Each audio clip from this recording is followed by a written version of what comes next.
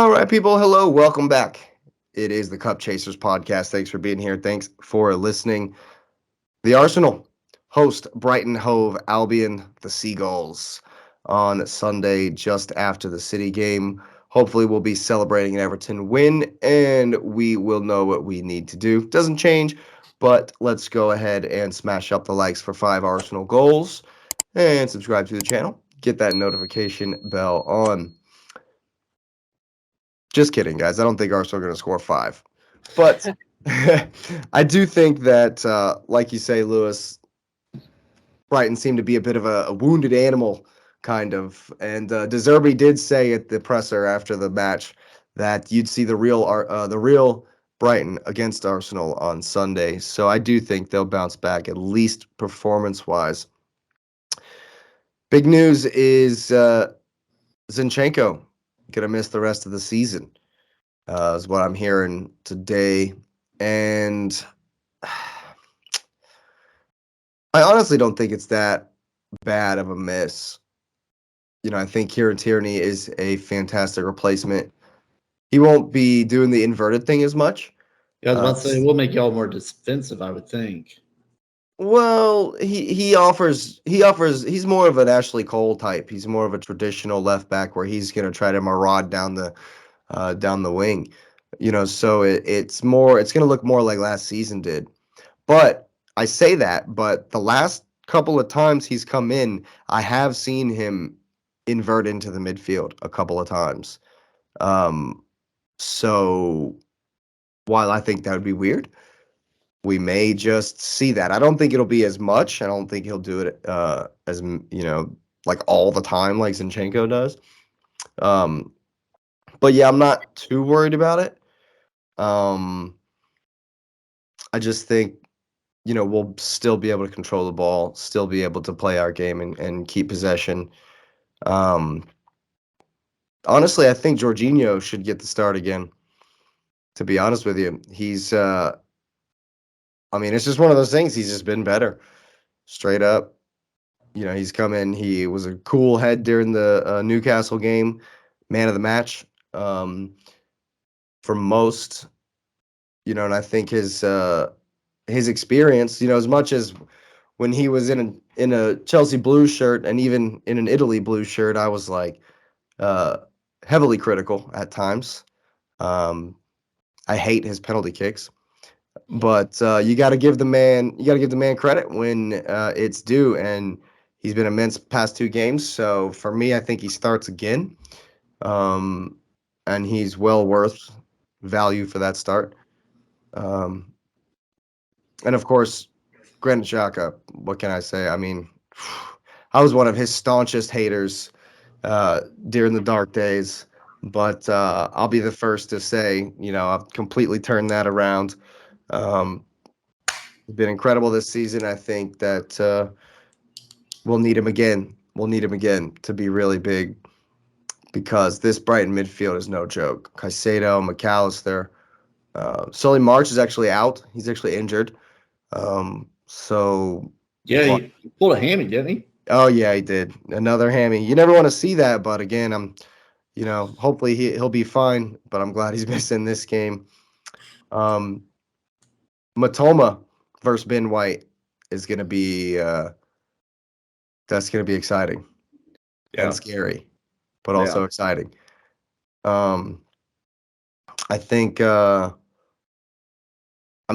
got to credit the Brighton organization. I feel like every time they get raided or someone leaves, because they sold Cucurella, they sold Basuma. Potter left. Not that you guys think that that's much of a miss, but be that as it may, they've still got some really, really good talent on that team. I think Ferguson will come back in for the start. So it's going to be a tough game. It's going to be a tough game. And I do think they'll be back, but I also think we'll be up for it. Especially if Everton get a result, man. The Emirates is going to be buzzing. It's going to be absolutely, because as much as I say no, I remember I said last time no one in England thinks that Arsenal are going to win this title. Right. But you know, now that we've beaten Newcastle, all the I have heard some of the crazier, some of the more passionate Arsenal fans saying, it's still there, it's still there, and we can only hope that things go our way elsewhere, and then we take care of our own business. But I've also heard some shouts that maybe Trossard should come in over Jesus, maybe familiarity thing. Um, I disagree with that 100%. Again, it's the same old song and dance I've been saying. It sucks, but it's what you want. It's this kind of competition you want. I think if anybody gets dropped, it's actually Saka who should be dropped on performance. Just on performance. I mean, he was good in the game, but Martinelli's been on fire. And Jesus put in the shift he put in, man, the work rate. He's a madman. He's just everywhere in the press. He's noticing where he needs to be when some players get caught up the field, and he's finding himself in left back, in the right back position. He's coming back into midfield to pick up the ball. He's driving at people. He's driving at defenses. He's causing havoc. You can't drop him. He's undroppable. It just is what it is. And I love it. I love that this discussion is going on. And if we're going to challenge next season, we need these kinds of discussions all over the pitch. That's why these rumors that Tierney wants to leave and that we might lose Tierney in the summer is soul crushing. It's soul crushing because it's going to take $35-40 million to get a player of that quality in that position. Maybe we'll get Cancelo on the cheap because no one likes him, but I think that's where those rumors are coming from, because if Tierney's gone, we'll need another left back. But I saw a post from Bakary Sagna talking about, being a part of something. And Arsenal are building. I don't think we should, I don't think anyone that's been in the first team this season, bar Fabio Vieira, should leave. Because it's just, we're going to need everybody. Yeah. Our starting 11 are not going to play 70 games or 60 games next season, whatever craziness it might be. And when say we get wrecked in the Champions League draw, say we're in the group of death and it's PSG, Borussia Dortmund, Arsenal, and some random, there might be a little bit of rotation in the league. If we're away to Burnley the week before we play Paris, so people will get chances to get in the team, be it, Champions League, because I remember back in the day, Wenger didn't care about, rotating in the Champions League, so if we're coming up against Shakhtar, well, Shakhtar are pretty good these days, but what I'm saying, somebody from, Galatasaray. yeah, some random Trabzonspor from Turkey or something. So my point is people are going to get chances. So Right. they should want to stay. He should want to stay. That's the way I feel about it. That's the way I hope he's thinking about it, so that we have that same competition that we already have up top this season. But yeah, at the end of the day, I think, I would still start Saka, Martinelli, Jesus, and Odegaard. I can't praise him enough. He's going to have to be big. It's going to have to be big. I have a 3-1. Or no, yep, 3-1 to the Arsenal is what I've said. Is that what I picked? You said 1-0 to the Gooners. Yeah, I think Brighton will be better. I'll go 2-1 to the Gunners. It's gonna be a tight. Yeah. They are better, but if you let Brighton start flying on you, if you let Arsenal start flying on you, Arsenal's at home. They see Brighton as a wounded animal. I think Brighton is better, as they should after that. Yeah, I'm just curious about the whole, and you said it, the real Brighton will show up. I'm looking forward to seeing who that is. Right. It's gonna be a good game. What you thinking, Patrick? I went 2-0 Arsenal. I think last weekend was a statement. I think that Brighton now sees that they probably can't get top four. I most definitely can. I don't think. Top four is probably gone. Yeah. Yeah, it's a bit of wounded pride, for sure.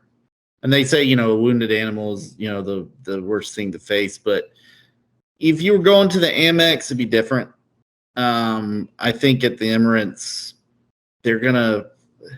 I mean, I'm interested to see how much they get the ball. Honestly, if you play Jorginho, especially, how much does Brighton get the ball? Because you and I both know they thrive on having possession, and if y'all don't give them possession at all, there's nothing they can do. And that's the way I see this one playing out. I don't know how much they'll get the ball. Maybe they surprise me. Maybe they hit you on a counter and get a goal, but I just don't see it. It's interesting. I was looking. I sent the thing in the chat. It was some Premier League thing about the potential final, and Newcastle, United, Pool, Spurs, Brighton, all can finish in the top four depending on results. Still, wow. And you have Villa Tight running. can finish fourth depending on results. So you have 6 teams who could still finish in the top four. I said in the chat, it's like the one with the boxes on. I saw that one. Yeah, and that's a pretty serious thing that 6 teams still can finish in the top four. I mean, 1 and 2 is done. They made that clear that 1 and 2 is one of 2 teams, but everybody else beating Newcastle secured second for Arsenal. That the rest of them, whew, you got, and it's pretty serious, man. Like, to think that all these things are possible, even looking at, and I said Southampton was done, and I know we're not there yet, but the fact that Southampton could actually finish as high as 16th is pretty serious for them to get out of there. But I mean, getting the run. It's coming. I mean, Villa plays Spurs this weekend. Like, it's coming to it. Chelsea still have to play United. There's some games. There's some games in there. But yeah, I get your point. Brighton are going to be coming for it. Brighton, they got to be, right? I feel like they must. And we're down to the point of the season where, unless you're Palace or Wolves or Bournemouth, there's still stuff to play for. And it's like I say, it's time. You got to show up. You got to show up. And it's auditioning for your new team, because a lot of these guys, specifically in the lower tier or the bottom of the table, they're looking to get bought by somebody. Like, for example, James Ward-Prowse. There's no way he stays at Southampton next year. Right. There's no way he's gone next year. So they need to hook him up with somebody like Bruno. Right. Like, where does he end up? Everton. I mean, X is already, taking their keeper and seeing who else. Pickford, baby. They ain't even down yet. I don't even care. I'm taking Pickford. Yet. I want him so bad. If they get relegated, I'll take Pickford anyway. I've said that since like third week into the season, man. I would love for Jordan Pickford to come to Chelsea. But I won't go too deep into that. But yeah, man, there's a lot to play for, and absolutely. And Arsenal need to keep the pressure on, no matter what City do, because City can't lose it in this game. I think they can win it personally in this game. It'll kind of be beyond doubt versus Everton, that is. But Arsenal have to win as well to keep the pressure on. And if that's what you're predicting out there, go ahead and smash up the likes for a famous Gunners win. Get the subscription button on and that notification bell as well. We'll be back real soon.